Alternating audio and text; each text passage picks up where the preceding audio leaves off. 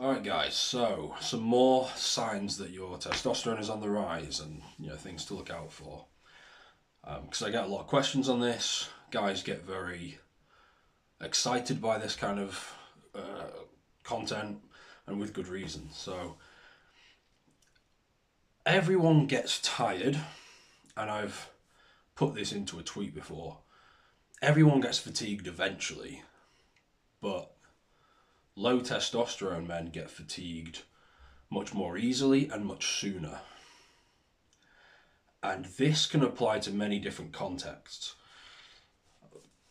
and many different kind of arenas of performance.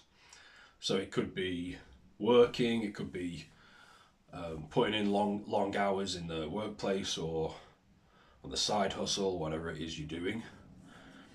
Where I've spoken about this. This is the biggest benefit for me personally, because it's 6:30 here in the UK, and I'm recording videos and stuff. Whereas when I was younger, I would be struggling to push through 5 p.m., 6 p.m. and go above and beyond. Whereas now it comes naturally, it comes very easily. Testosterone is possibly the biggest factor there. And then it's the same kind of thing with other stuff. It's the same thing in the gym. Whatever you're training for, lifting weights, martial arts, you can train longer, more easily. It comes naturally to put in, the extra few, put in the extra exercises.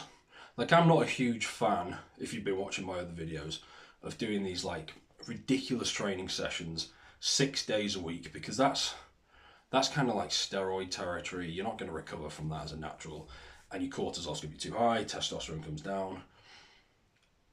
But you end up putting more effort in, you end up taking things to failure, doing these more intense things like rest pause sets, things like instinctively pushing the intensity. Whereas guys who are low testosterone, it's kind of like being sleep deprived all the time, where your willpower's lower, you instinctively shy away from the pain instead of leaning into it.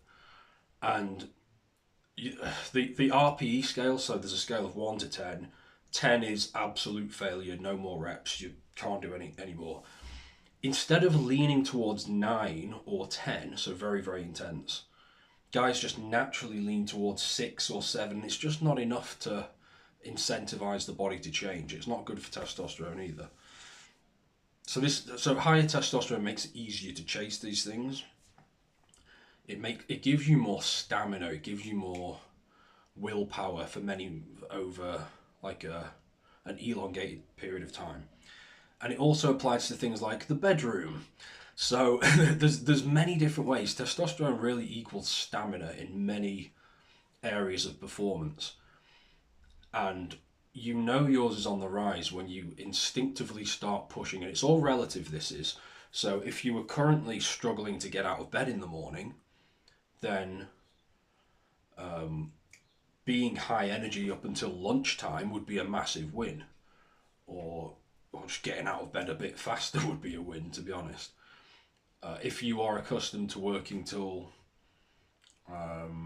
say, 6 or 7 p.m., then working more intensely or with more focus to like 6:30, 7:30, maybe 8 would be a win. Going well beyond 8, I'm not going to start pushing that as a good thing because it can interfere with your sleep, but you get the point I'm trying to make here. It's relative. Those relative improvements in stamina are very, very good signs, and it's a good sign for your testosterone, and it's just really useful to have, because no one climbs the mountain, whichever mountain it is you're trying to climb, overnight. It takes time, but the more of those like longer quality sessions you can put in, the faster you're going to reach the top of the mountain, and that's the whole name of the game. If you guys haven't checked out the Testosterone Kickstart program, it's training, it's diet, it's everything.